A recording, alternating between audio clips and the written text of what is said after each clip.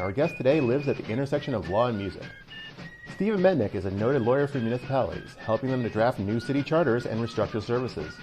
Most recently, he's worked as a liaison alongside CCM and others in breaking down municipal-related executive orders throughout the COVID-19 crisis. He's also a musician, aiding the efforts that have seen a renaissance of concerts coming to the New Haven area. Today we're going to talk a bit about both law and music and what they mean for the future of municipalities. We'd like to thank our sponsors at Gateway and Housatonic Community Colleges, and our new premier sponsor, Digital Back Office and Palo Alto Technologies.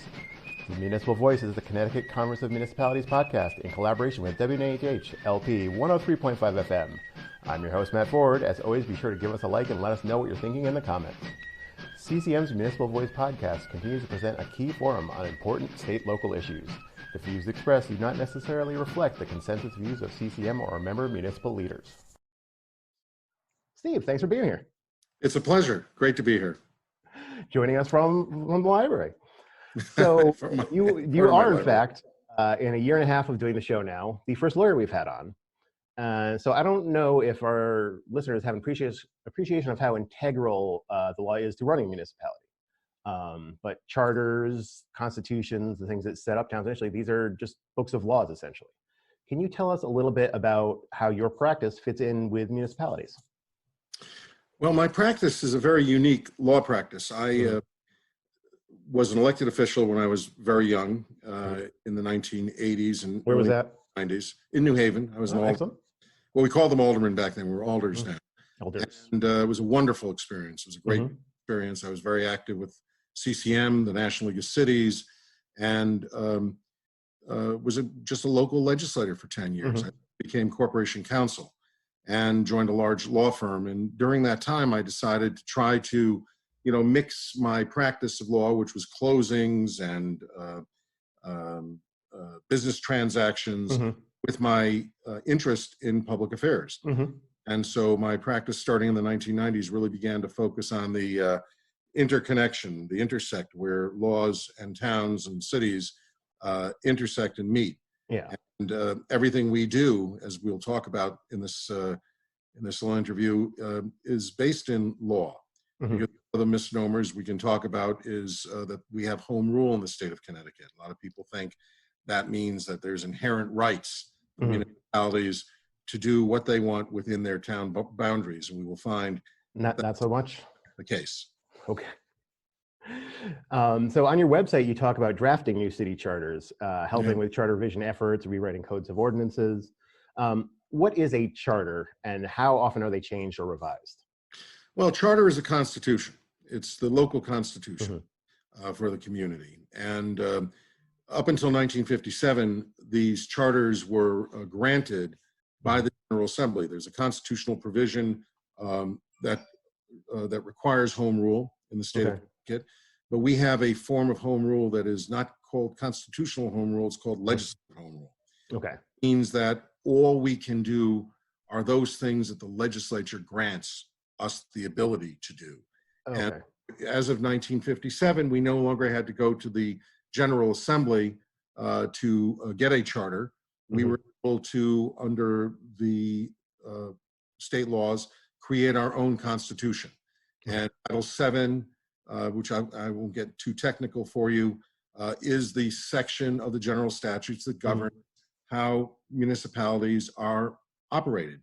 And that is the list of things that we can do: police services, fire services, health services. The whole range of activities you see in local government are governed by Title VII. Okay. So most communities adopted home rule charters after 1957, and many charters have a provision that requires a review of their charter every 10 years. Okay. So some have it built in. Yeah, I have it built in so that you can do it. And so there's a lot of different reasons why you would look at your charter if you don't have a provision like that. Some of the older charters have provisions that go back to the time where a town was a town meeting town. Okay. Moved to a council mayor form of government. So you may have lingering provisions that prevent you from efficiently operating your government. You go back to your charter, put on your white wigs. I don't have to do that anymore. And you go back and you sit in earnest for up to 17 months and go through your charter to try to make the charter work for And your. like, what would kick off that process? Is it usually from the government itself in the town? Is there votes by the people, You referendums? can, yeah, you can go two ways. You can go, the legislative body controls the charter. It's not the mayor or the first selectman who controls the charter. It's the legislative body. Usually a mayor takes a step, goes to their council or goes to their legislative body or to the town meeting and says, I think we need to have charter revision. But it's functionally a legislative activity. The legislative body creates a charter. It's a two-step process.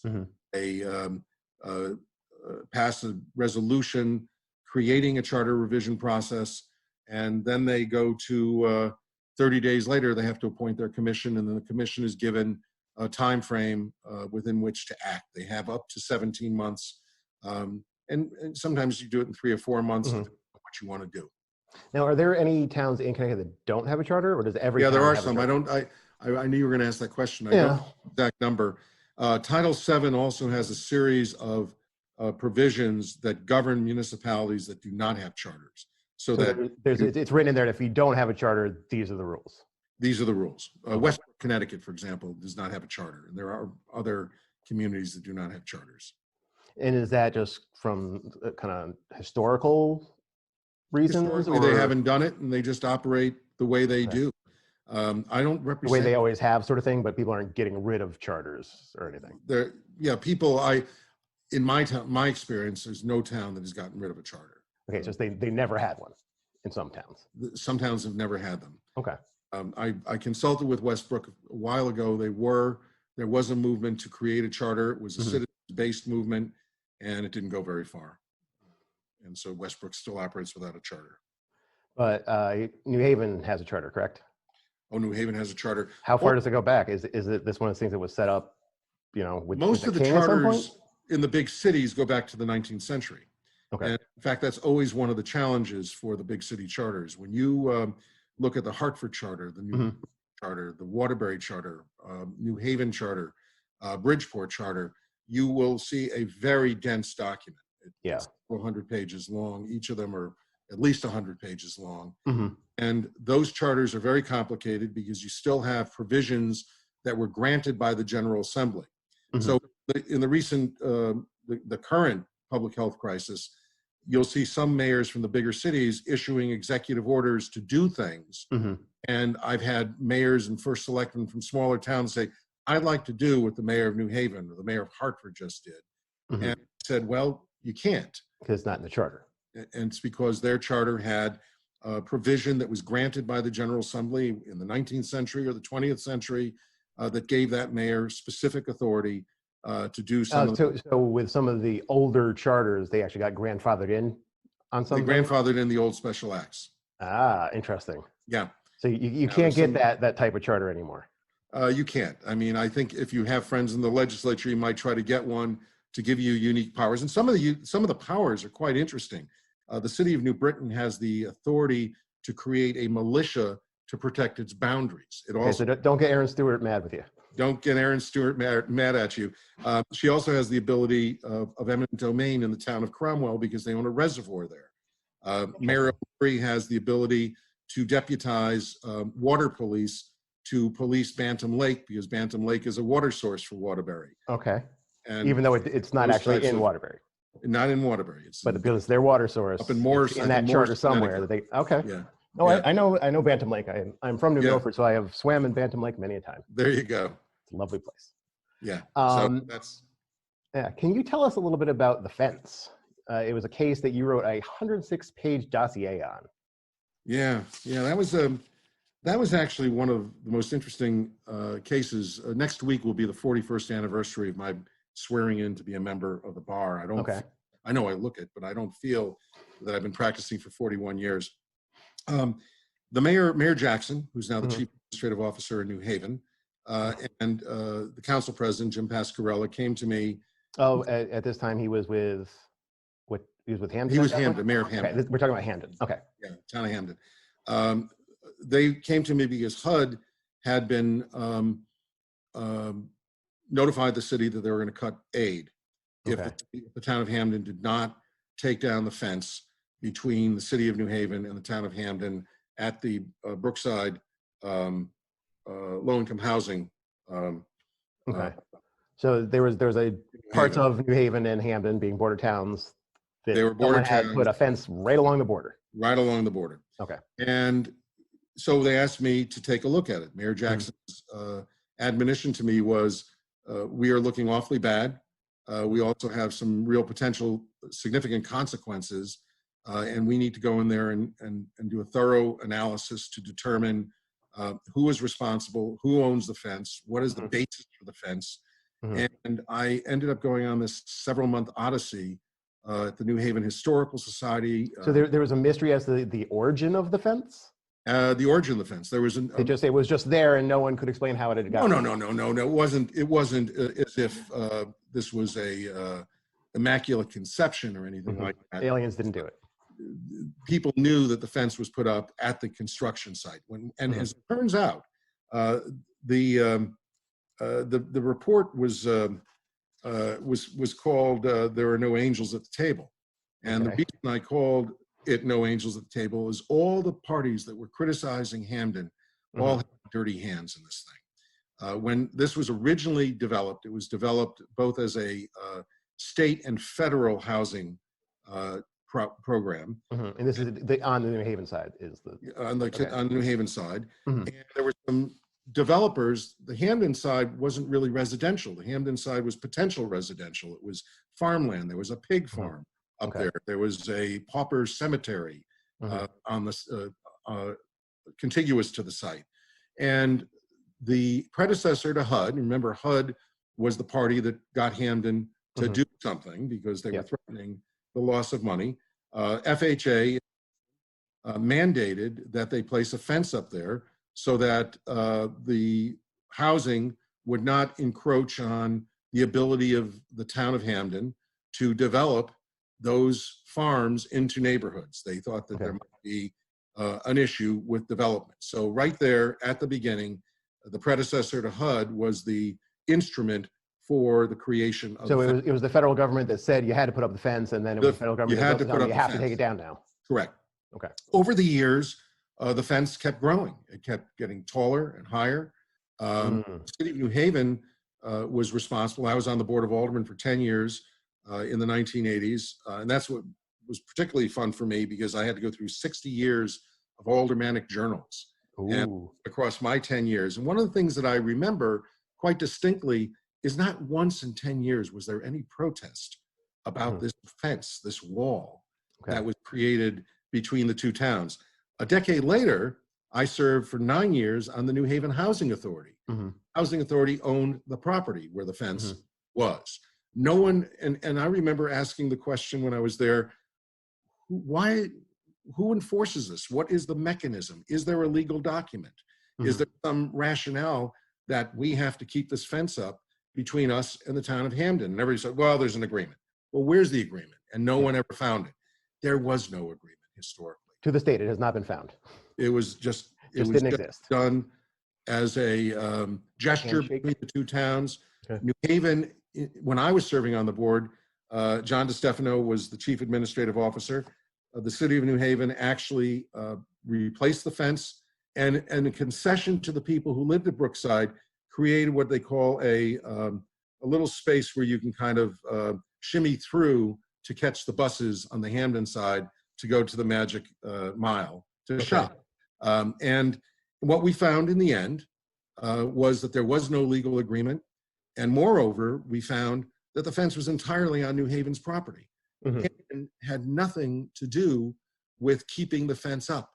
New Haven could have taken it down any time in those 60 years if anybody had bothered to do the research. And so it was a fascinating project because the New Haven Independent was very critical. They pointed the finger of blame at Hamden for its role in keeping the fence up. The mayor of New Haven at the time, John DeStefano, is I indicated, very dear friend of mine, he appointed me corporation counsel. Very fond of John. John was very critical of the wall. Some people call it "Take down that wall, Mr. Gorbachev," or Mr. Jackson, Mayor Jackson. And it turns out New Haven could have done it any time in those 60 years and had not. And so the report, and HUD had a Mhm. little egg on their face. I spoke at a HUD conference a few months later, and some of the officers said, "Oh, so you're the guy who threw the eggs at us." And it was a really fascinating project because it involved everything I like. I like forensic law, where you go in, you look at a problem, you go back, you try to reconstruct it, and come out with a solution for the clients. In this case, we had a great solution for Hamden. Yeah. I'm not saying Hamden did not want the fence. There were Yeah. people who wanted Some it. people in that neighborhood there, they didn't want people coming through the neighborhood or whatever. Correct. The developments that they've put on Brookside are absolutely terrific. Drive through there. It's a wonderful, it's a really wonderful development.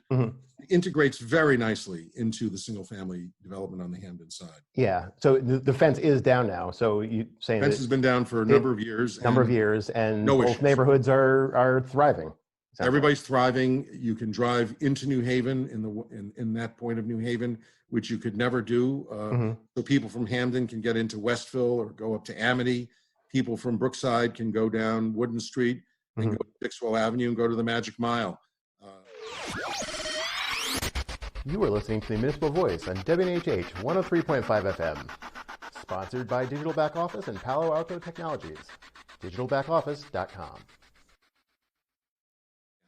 All right, so on to some more recent happenings. You've been a part of a team of organizations, including CCM, the Council of Small Towns, the Connecticut Association of COGS, Martha Kalina, Howard Sage, the Connecticut State Department of Education, that have put together webinars on the many executive orders that Governor Mont has introduced since the start of this. Do you know how many of these executive orders deal with municipalities? What are some of the impacts of these orders? Yeah, through today, there have been 41 executive orders. But the 41 executive orders are broken up into multiple sections. Okay. 65 of the sections, and I didn't go and do a cumulative look at how many sections are, but 65 of those sections deal with municipal issues. Okay, so it's with remote meetings, which has been one of the major, I don't want to call it innovation, but one of the results of the crisis is having remote meetings of boards and commissions. Yeah. Budget deadlines, it altered the budget deadlines for communities. It's addressed how you adopt ordinances in towns like town meeting communities where you can't have an in-person meeting. It's created rules on how you can do bonds, issuance of bonds, special appropriations. You say that a lot of these affect towns and they're affecting all these different aspects. Would you say on the whole, are they helping those towns? Like the budget thing, it got changed the deadline by pushing it back to give them more time, correct? Gave them a little more time. So are a lot of these things put in there to try to help towns deal with it? Oh, I think it was trying to create a regimen so the towns could conduct their business during the crisis. Without it, you would have been subjecting both elected officials and the public to being in a room with other people, and it would have increased our numbers of sick people in the state of Connecticut. So I think they were designed initially to provide a framework to be able to operate government during the crisis. So you were involved with the process of creating these orders. Did you talk with municipalities, CCM, and the governor to kind of come up with this, get everyone's input? Well, I didn't talk to the governor directly. That would be for Joe DeLong and Betsy Guerra, who are the leaders of CCM and Cost. Yep. Would talk to the governor. They put together a working group on some of the municipal issues. They had working groups on a lot of different issues. There was a planning and zoning, and while that affects municipalities, and we saw it a little bit, our group was not deeply involved in that one. But on most of the governance issues, we were involved. The three organizations, Sam is the chair of the Connecticut Association of Councils of Government. Yeah, he was on the show recently. Yeah, and Sam's a wonderful guy. I've represented him for years at the COGS. And so they brought the councils of government, in which I was very pleased to be at the table. I've done work with CCM and the COGS over the years. And so they brought us in as really a sounding board. The three lawyers that are working on it are all deeply experienced in working with municipalities. Some of them have more experience in the small towns. I have more experience in the larger cities, although I've dealt with small towns Yep. throughout my career. And we'd be a sounding board to help draft, to review drafts of materials, to provide feedback. I would go back to COG meetings. I go to one COG meeting every week, and I let them know what we were working on. If we had immediate needs, we'd send emails out to find out, is this a problem? Can this, would this be helpful to you? Would this be harmful to you? Yeah. And we were able to provide our feedback during Now, that. do you did you come across some proposed things that you said, wait a minute, you know, there's this issue that you might not have considered that would impact towns? Was there anything where you said, this would not be good because of A or B? Well, we had some issues where there was considerable debate within the group about whether or not something would work or wouldn't work. One of the issues that we did when we eliminated in-person meetings and referenda, how do you adopt regional school board budgets? The way regional school board budgets are traditionally approved is by referendum. So you have 3 towns in a regional school district, and the regional school board would present their budget, and the budget would rise or fall at a referendum. And so when they eliminated town meetings and referenda, one of the issues they had to deal with in the town meeting towns was boards of selectmen or boards of finance would become the approving body. So you had accountable elected officials. It's the budget authority. In most towns, that's a board of finance, would approve the budget. In the case of regional school districts, they gave the power to the regional board of education. And there were a number of towns that raised some concern about that. And we were able to persuade the state to throw in at least a consultation standard. So the regional school board would have to consult with the board of selectmen. Perhaps mitigate some of those problems. Yeah, because ultimately, it's not the regional school board, it's not a taxing entity. Ultimately, it's the local towns that have to absorb their share of the school board budget and then include that in their mill rate when they tax local people. There was considerable discussion about trying to have a veto process where the local budget authority would be able to veto the activity of the school board, but we ultimately did not get that in. And I think it was largely because it's a one-year transaction. If this were to continue into another fiscal year, I think that issue might be revisited. Re-examined. Yeah. So kind of going to the other end of this, talking about how you come up with some of these rules and help at the inception, what about implementation? Have you that been going? Have you seen anything going on with implementation? Well, any advice for municipalities as they're facing this stuff? The big pushback, I mean, most of the towns have implemented the governance principles pretty easily.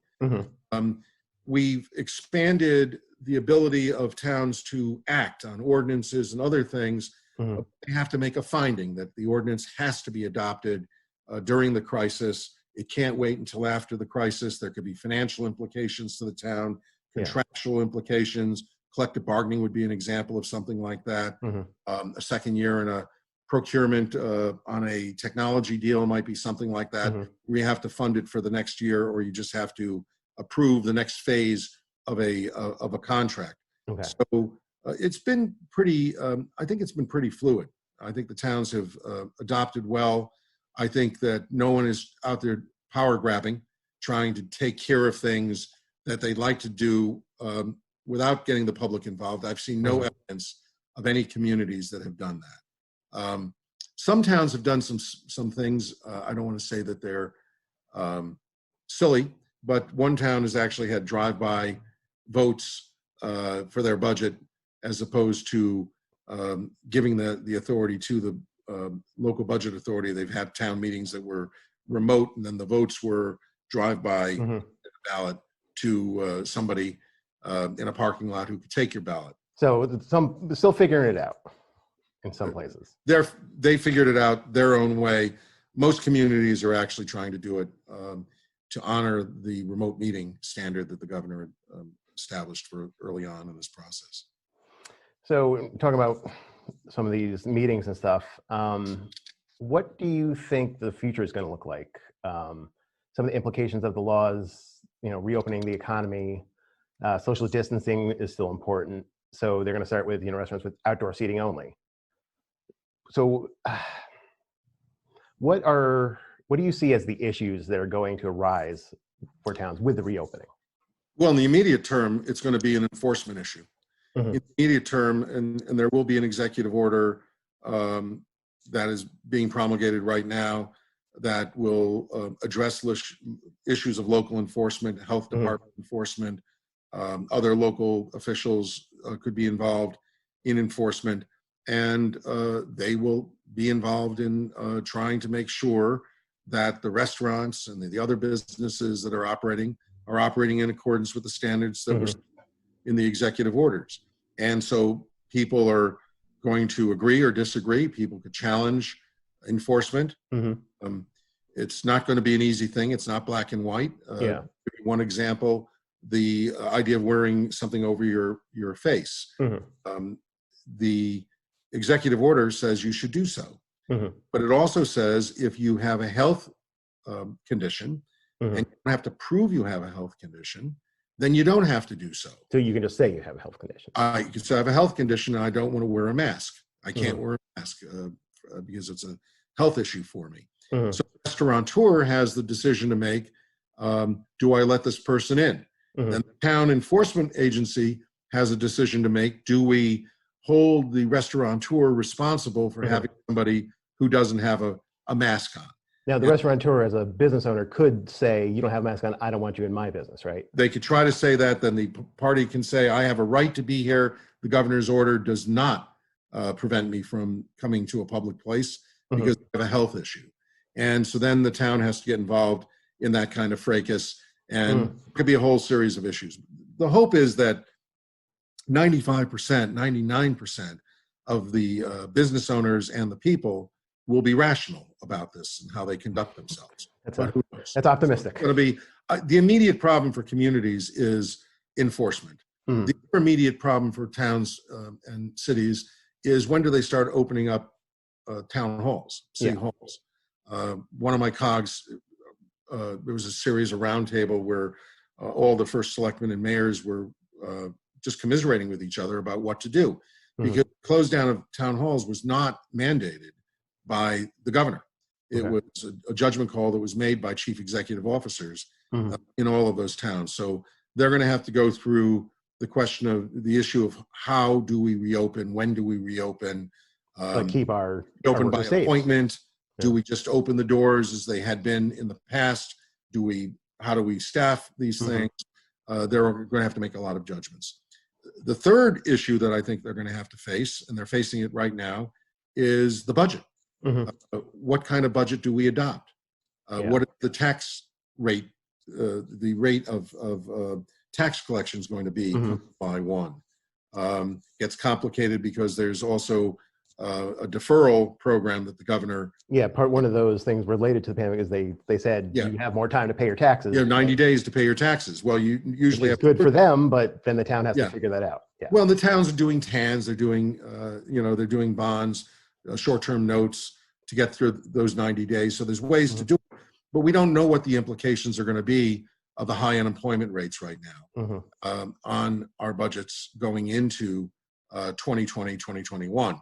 And so I think a lot of towns are going to be telling taxpayers that we're going to be adopting a budget. This is what the mill rate will be on July 1, but we don't have, the General Assembly hasn't met, so we don't know what we're going to get from the state in real terms at this moment. We don't know what Congress is going to pass through to the states and to the local governments. So I expect that the other implication is that there will be reopeners during the course of the fiscal year where town fiscal bodies, budget authorities, will have to come together and make adjustments during the course of the fiscal year. Some adjustments may be a mid-year increase in the mill rate, depending on what local governments receive from the federal and state levels. Just briefly back to the enforcement issue. Do you see is there a need for just some clearer guidance on some of that from the state, or do they need to pass some new laws that give the municipality a little bit more teeth, as it were, to enforce those? Well, there will be an executive order, and the executive order will give some guidance to local communities. And the hope would be that whatever the executive order doesn't have, that there will be a guidance document that comes from the state of Connecticut, from DECD, OPM, that will give guidance to the communities. I think that municipalities would like to have kind of a uniform protocol to follow, both for the enforcement of these laws. One of the other issues we haven't discussed is, what do we do this summer with parks, with beaches, with lakes, with other recreational facilities in towns, with schools that are not open, and facilities that are at the schools that the public may want to use. I think that municipalities would like to see some uniform guidance from the state. So, I mean, do you see this pandemic as sparking a kind of a wholesale reassessment of laws around the state and possibly the country? Well, there's a lot of literature out there. The Brookings Institution, the New York Times over the weekend had a terrific series on Sunday about the future of cities. I think that we really do need to take a look at a number of different areas of concern in our cities. One of them is, how do communities work together? One of the most interesting meetings I attended this in the last few months was one of my COGs was meeting, and one of the small towns in the COG had 3 members of their police force all out. At the same time. Okay. And so how do you deal with that? And under mutual aid, there are ways where towns can work together to help supplement their workforces. So maybe the next couple of officers from the bigger town next door could go help out over there. Can go into the other town. And they're not, and sometimes it's small town to small town. There is no big city that has someone, they're sick over there, but everyone's good over there. Yeah, sort of, but on that issue, think about that issue for a second. There may be limitations in your charter that limit your ability. You can't have officers of another municipality enforcing in your town or something like that. There may be limitations in your collective bargaining agreements. You may have a police department who is operating under one collective bargaining agreement, and a police department in a small town under another collective bargaining. So it might not be that you're not supposed to have the police in your town, just you couldn't pay them if they did. You may not have the flexibility to do those things. So I think that we need to start restructuring state laws to allow for more what I call interlocal arrangements. Sam might have talked to you about this when he was on your show, where communities come together for services beyond the normal types of services that are covered, police and fire services on mutual aid. You may start to see things where communities need to get together and look at, is there a way that we can share services for procurement? Why do you have a procurement department in your Board of Education and in your general government? Why do you need to have multiple procurement departments in the smaller towns? You just mentioned Sam with the COGs. Could the COGs be a part of that solution? The COGs could play a role there. Already have the things divided up into sort of segments, as areas. No, you do have the regions, and with the movement in the next year or so toward county equivalency in the state of Connecticut. We're moving. I don't know if you talked about that with Sam. He mentioned that in order to basically be able to get like grants and things like that from the federal government. They say, you get this much for the county, and we don't have counties, so we need something equivalent. Yeah, there's tens of millions of dollars that are going to hundreds of millions of dollars that are going to counties and metropolitan governments throughout the state of Connecticut. Connecticut does not have, throughout the United States, and Connecticut does not have a vehicle for retrieving any of that money. So counties we're missing out. Give us that ability without creating another layer of government. I don't think anybody in Connecticut wants to create a layer of government in our old counties. There's already a structure in place that could handle that. Yeah. There's structures with the councils of governments, I think, is a structure that can handle things like that. Some of the administrative functions that are duplicative around the state. But again, you have to look at charters, what the charters require. The charter requires you to have an assessment office, to have a tax collector. Can you not have a tax collector? So I think town charters need to start taking into account the ability to enter into interlocal agreements with their neighboring communities, try to come up with more efficiencies in terms of operating their governments. One of the other things I think we learned here also is that the emergency structure that we have in the state of Connecticut for local government doesn't give, we talked about this earlier with regard to charters, doesn't give local chief executive officials a lot of authority. Mhm. And I think that we need to take a look at that. And I think we need to look at codifying a lot of the executive orders that we have, that the governor has issued. Mhm. Probably not verbatim. I think that the executive orders provide a really good Kinda foundation. see at the end when we kind of are getting on the other side of some of this immediate stuff now, kind of Yep. looking back and seeing this worked, this was good. We should, Exactly right. touch it up a little bit, change a couple of things there, but we should make this the go-to plan. That's exactly right. Yeah. So on to something a little bit more fun. In addition to being a lawyer, you're also a musician. I am. You worked on projects like opening up the College Street Music Hall here in New Haven. Can you talk a little bit about the economic impact of theaters like College Street on the local economy? Well, the impact is pretty substantial. We did an economic impact study in 2018, and we found that College Street attracted just under 71,000 patrons to downtown New Haven. It had a economic impact of about $16 million to the city of New Haven and created about 280 jobs. And that's not just there, that's also there's not people coming in 280 and eating at the jobs restaurant College next Street. door. Restaurants, retail. Okay. Yeah. And I can just say anecdotally that my office is a block from College Street and Schubert. So the restaurants I go to, or I used to go to, sadly, would stay open late at night because the College Street crowd tends to be a crowd that stays in town. The Schubert crowd, or the Long Wharf crowd, which is not downtown, the Yale Rep crowd tends to be a crowd that may come in for dinner, but generally goes home after the theater is over. College Street actually brought after the rock show, people might want to go to the bar. Local bars, local pubs, and local restaurants benefited enormously from it. It's one of the great projects in downtown New Haven, and I'm looking forward because it was formerly the Palace Theater, which was vacant for a number of years. 15 years. I was on the Board of Alders in the 1980s, as I indicated earlier, and one of the big projects I was on the Cultural Affairs Commission for a number of my years on the board.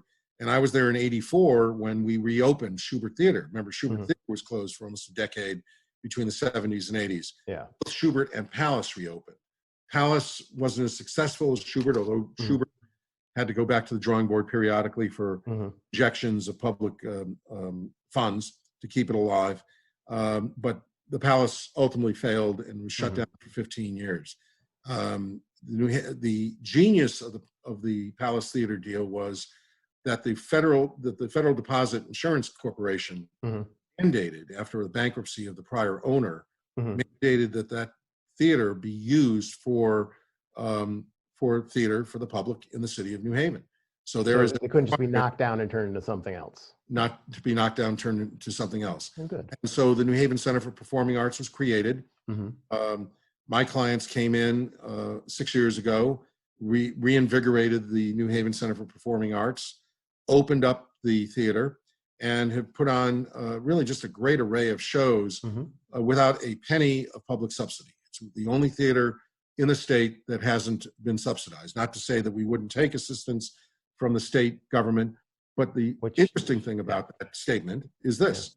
The state has funded every other theater sight unseen, basically, based on what their projections might make. The College Street Music Hall would be a great example of private money coming in through a not-for-profit, having a track record of performance in a community where it has succeeded, but in order to reduce the debt service so it could succeed even more, the state can now say this is a really viable investment in a going concern that benefits the community enormously. So it could be a model. I'm not out here asking for the assistance right now, but it could be a model for assistance in the future. Come, operate, open your theater, see what you can do, and make this work. And the New Haven Center, if we were living in a slightly different time, in June you would have seen the Tennis Center New Haven converted into the Westville Music Bowl. I had tickets for Iron and Wine.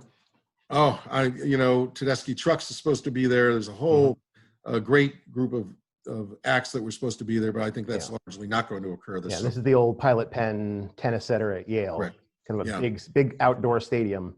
correct. It wasn't really getting utilized most of the time. Not at all. I was the original treasurer because that was my ward when I was Mm-hmm. an alderman. I was treasurer of the tennis foundation, and from the moment that that stadium was built, you can ask John DeStefano or anybody Mm-hmm. who was involved in it at the time. I always felt that it would be a great facility for live music, and Yeah. we did like 5 concerts historically there. Mm-hmm. And I am looking forward to the day that that center reopens and we have some great music, probably in 2021 at this point. Yeah, that's what it's looking like here as Yeah. well.